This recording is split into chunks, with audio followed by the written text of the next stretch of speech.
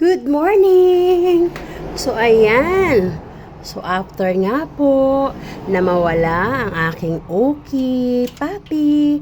So, I will be begin to smile to each of every one of you guys. At halika, samahan niyo ako dito tayo. Ayan. Magpainit tayo dito sa aking terrace. Halika, samahan niyo ako dito.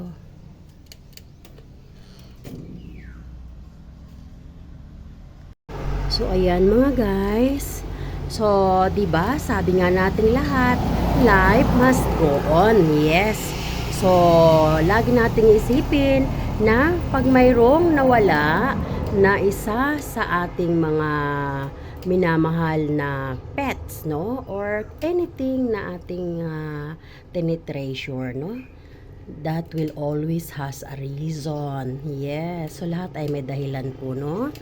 So, let's be positive for everything. Minsan may mga masasakit na nangyayari, pero kailangan nating tanggapin and we have to move on.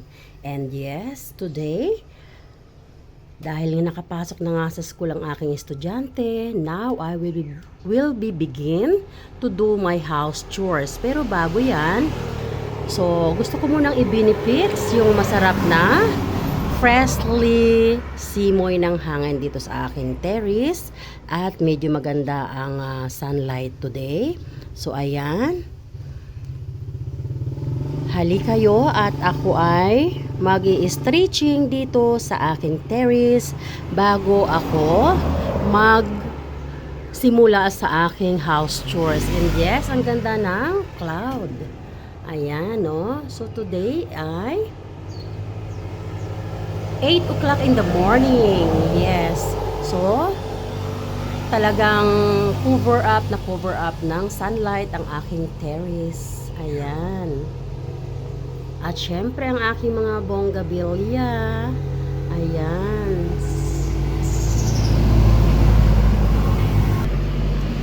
Ayan. At halika puntahan natin ang aking gomamela.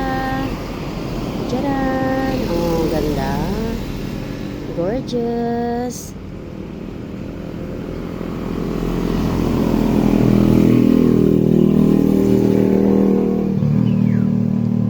So, ayan mga guys.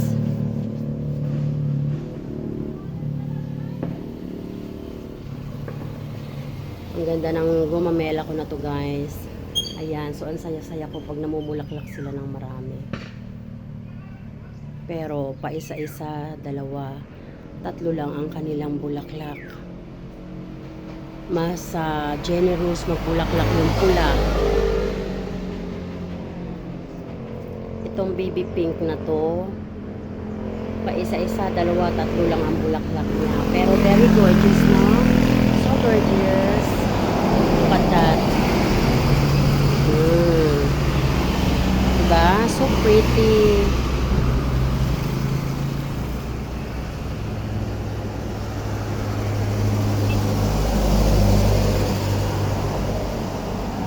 Ayan. So, today, medyo masyadong early na tumaas ang araw. Masyado nang mainit. Ayan mga guys. So, ito ang aking gumamela na ito ay bagong tanim. Pero, nakikita nyo, malapit na rin siyang magbigay ng bulaklak, no?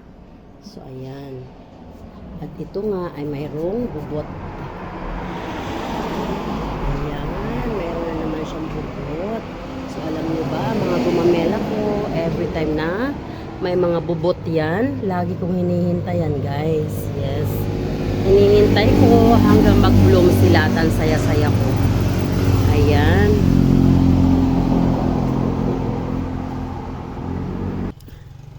So, ayan. So, medyo nagpa-sheltered ako dito sa aking door. Kasi medyo matingkad ng masyado ang sikat ng araw. Ayan. At ako nga po ay hindi pa nagko-coffee. Dahil tinapos ko muna na makapasok yung aking estudyante. At pagkapasok nga po niya, dahil ando na ako sa garahe, nilinis ko na rin muna yung kulungan ng aking pitbull at ipinakain ko na rin muna siya. Alam nyo ba guys, meron akong kukwento sa inyo. Yung aking pitbull, no? Yung pagkawala ng aking okay, nalungkot siya. Yes, nalungkot siya guys. Kasi meron siyang ritual, hindi ko maintindihan, na bago siya kumain, talagang tinatawag niya yung kanyang little brother na si Oki ko, no? So, nung nawala na si Uki, pag yung kakain na siya, tinatawag niya. Wala na akong mapapakita sa kanya kasi 'di ba nga nawala na si Uki. So sabi ko, "Daling kain ka na."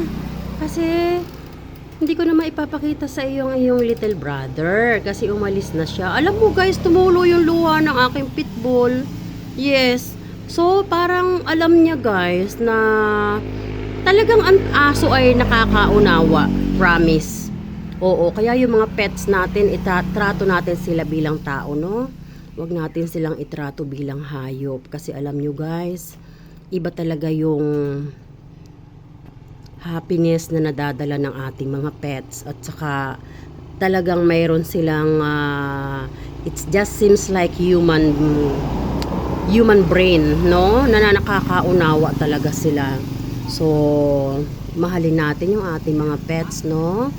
Ayan. So, ngayon parang nauunawaan na niya kasi lagi ko sa kanya sinasabi, every time na pinifit ko siya, lagi ko sa kanya sinasabi na don't be sad, mommy loves you, ha? Andito si mommy, kahit wala si little brother, andito si mommy, love na love ka ni mommy. Oo guys. So, ayan. So, lagi kong pinapaalala sa inyo yung ating mga pets. Lagi natin silang mahalin, no? Lagi natin iparamdam sa kanila na they are not just our pets, but they are our family. Yes, they are part of our family members.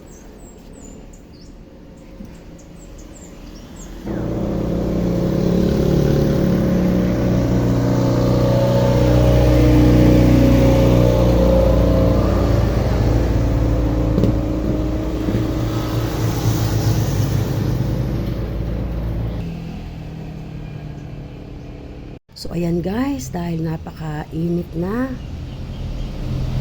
pasok na tayo sa loob ng bahay natin. Ayan. Tingkad na ng init.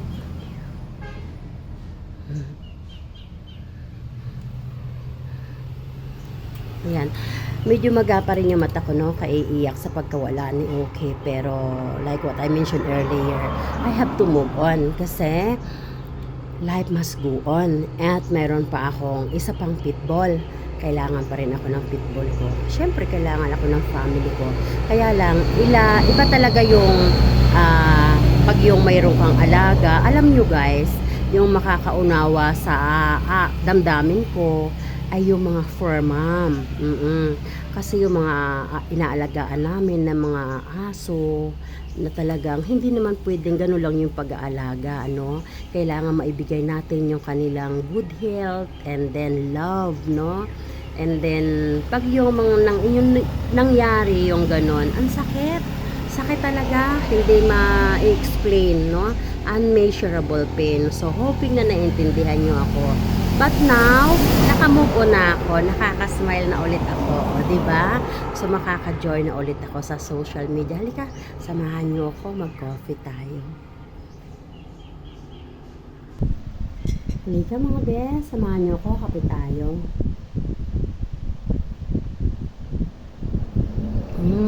Sarap ng kape, no? Sino yung coffee lover dyan na katulad ko? Na talaga namang coffee lang pantanggal na ng stress at lungkot, di ba? At ganito nga akong kumain ng tinapay, o di ba? Sausaw sa kape. Yaran! Sausaw.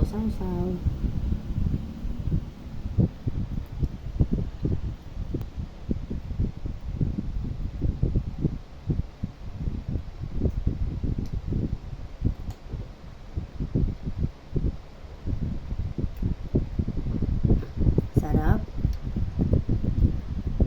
At yun lang. Thanks everyone for watching.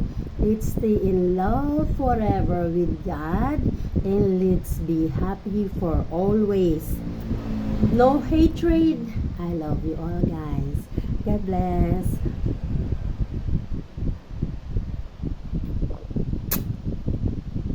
Bye. I love you all. Have a good day, everyone.